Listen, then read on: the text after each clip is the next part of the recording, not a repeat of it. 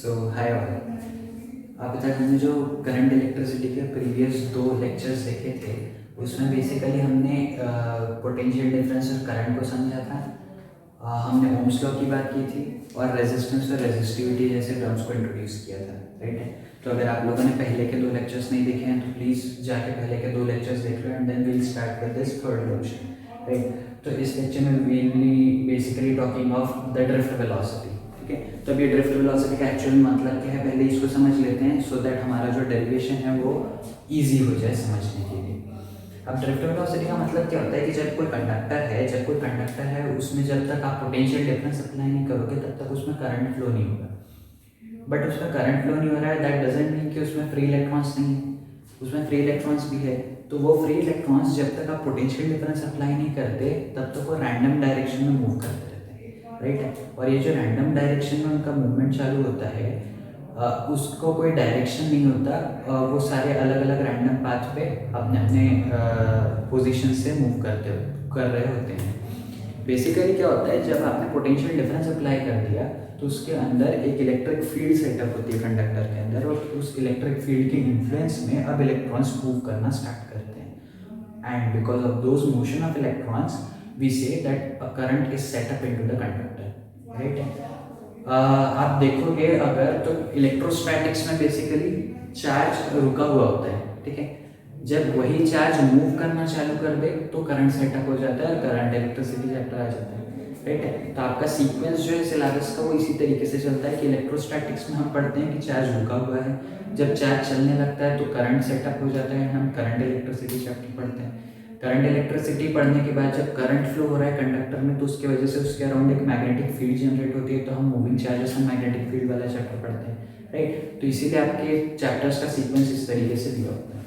Okay, coming on to the drift velocity again. जो चीज़ मैंने आपको बोली ड्रिफ्ट वेलोसिटी का मतलब समझ लेना ज़रूरी है कि जब भी आप पोटेंशियल डिफरेंस अप्लाई करोगे across the ends of the conductor उसके अंदर एक इलेक्ट्रिक फील्ड सेटअप होगी और उस इलेक्ट्रिक फील्ड के इन्फ्लुएंस में इलेक्ट्रॉन्स का मोशन चालू होगा। अब वो जो इलेक्ट्रॉन्स का मोशन होगा उस इलेक्ट्रॉन की जो वेलोसिटी होगी that velocity is known as the drift velocity, ठीक है। तो अब ड्रिफ्ट वेलोसिटी को समझने के लिए सबसे पहला काम हम क्या करेंगे, ये मेरे पास एक कंडक्टर है, ठीक है। This is my initial situation में क्या होगा कि इसमें इलेक्ट्रॉन्स तो है, काफ़ी सारे फ्री इलेक्ट्रॉन्स हैं इसमें, ठीक है। बट ये सारे इलेक्ट्रॉन्स कैसे हैं, रैंडम डायरेक्शन में मूव कर रहे हैं, ठीक है। ये सारे इलेक्ट्रॉन्स रैंडम डायरेक्शन में मूव कर रहे हैं क्योंकि यहाँ पे कोई इलेक्ट्रिक फील्ड या कोई पोटेंशियल डिफरेंस हमने अप्लाई नहीं किया है।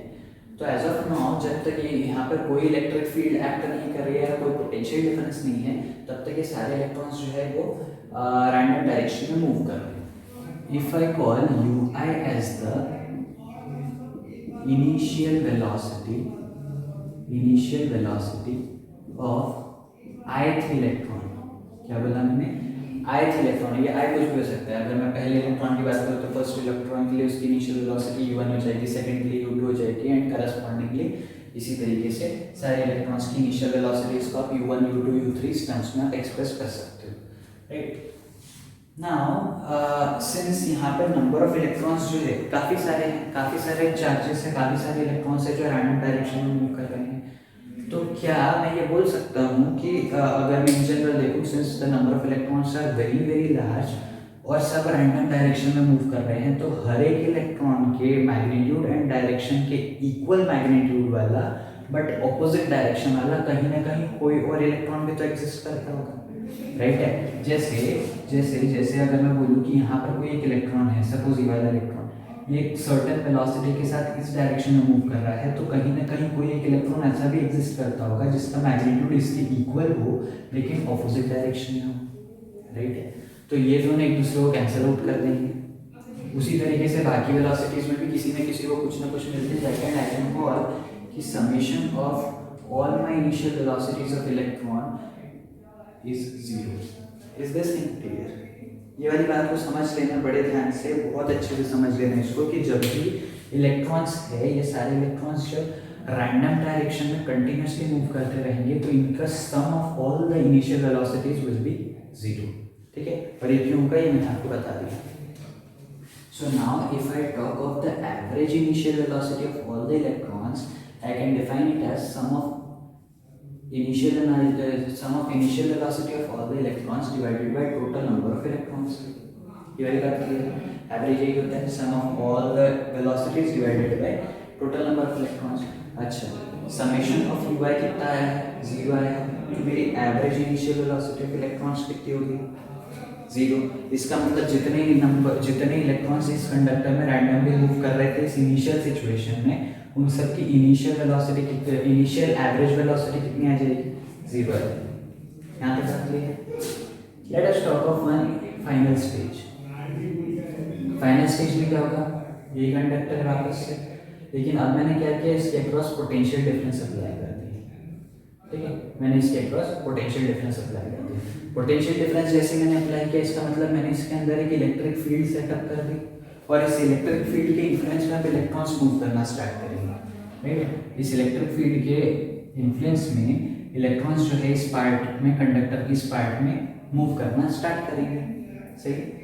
तो जो फोर्स एक्ट करेगा इलेक्ट्रॉन के ऊपर, हर एक इलेक्ट्रॉन पे एक्ट करने वाला जो फोर्स रहेगा, that can be written as Q into E. ये हम इलेक्ट्रोस्टैटिक चैप्टर में पढ़ते हैं, ये वाला फॉर्मूला, कि force acting on any charge because in an external electric field कितना होता है, Q इंटू ई होता है. Since I am talking of force of electron, तो ये चार्ज कितना हो जाएगा, इट विल बी ई. सही है, चार्ज क्या हो जाएगा, ई हो जाएगा. जहाँ पे ई की वैल्यू हमको पता है क्या होती है, 1.6 इंटू 10⁻⁻16 कूलम. यहाँ तक बात क्लियर है.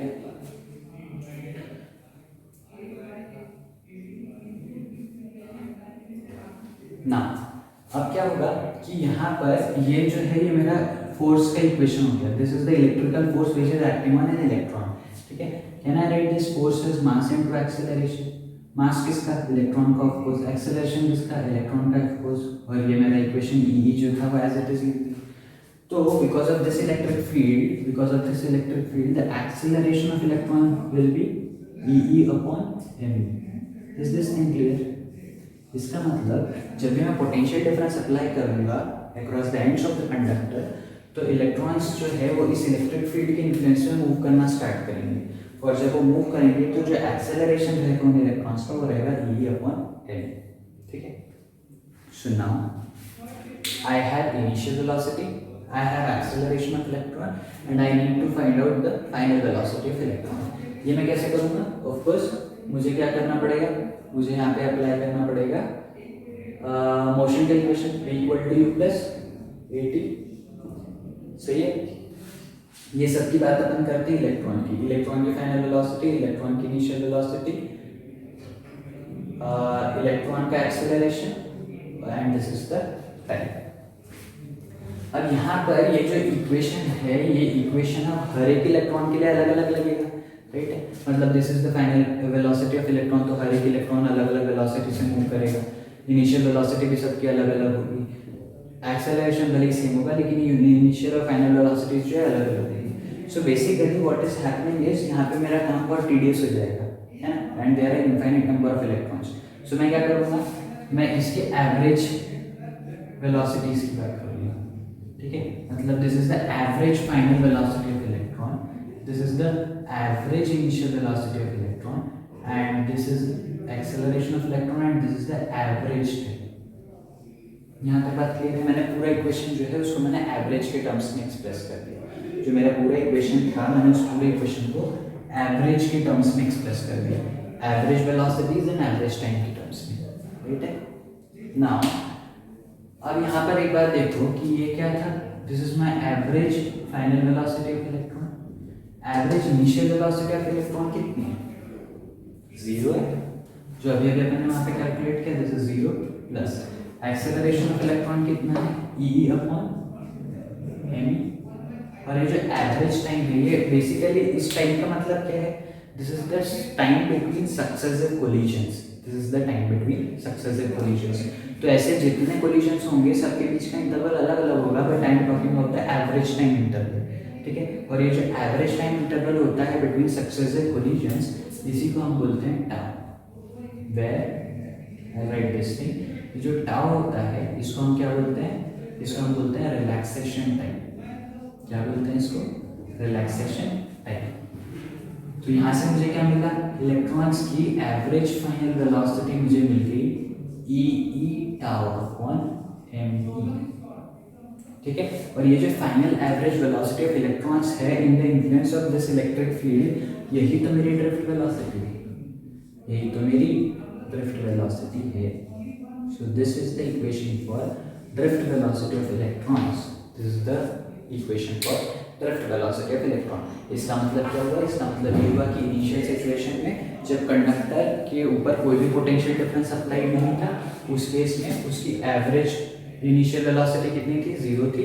हाउएवर जैसे ही मैंने यहाँ पे पोटेंशियल डिफरेंस अप्लाई किया, इस पोटेंशियल डिफरेंस के इन्फ्लुएंस में अब इलेक्ट्रॉन्स जो है वो एक पर्टिकुलर डायरेक्शन में मूव करना चालू हो जाएंगे एंड करंट सेटअप हो जाएगा कंडक्टर के अंदर, और वो जो जिस वेलोसिटी से इलेक्ट्रॉन मूव करेंगे that will be known as my drift velocity, जिसका इक्वेशन रहेगा E tau upon M E, where E is the charge of an electron, E capital E is the electric field, tau is my relaxation time and m is the mass of an electron, right? Video को pause करके इतनी चीज़ें लिख लो and then we move forward. तो अभी जो हमने फर्स्ट पार्ट देखा इस चैप्टर का, इस टॉपिक का, उसमें मैंने बोला कि ड्रिफ्ट वेलोसिटी का अपन ने ड्रिफ्ट वेलोसिटी का बेसिकली डेरिवेशन किया है, मुझे ड्रिफ्ट वेलोसिटी का इक्वेशन ये मिला, ठीक है। अब ये जो ड्रिफ्ट वेलोसिटी है इसी को हम थोड़े से इसको डिफरेंट फॉर्म्स में एक्सप्रेस करके कुछ और नए फॉर्मूलेज डिराइव कर लेते हैं इस पर्टिकुलर फॉर्मूले के ऊपर से, राइट है।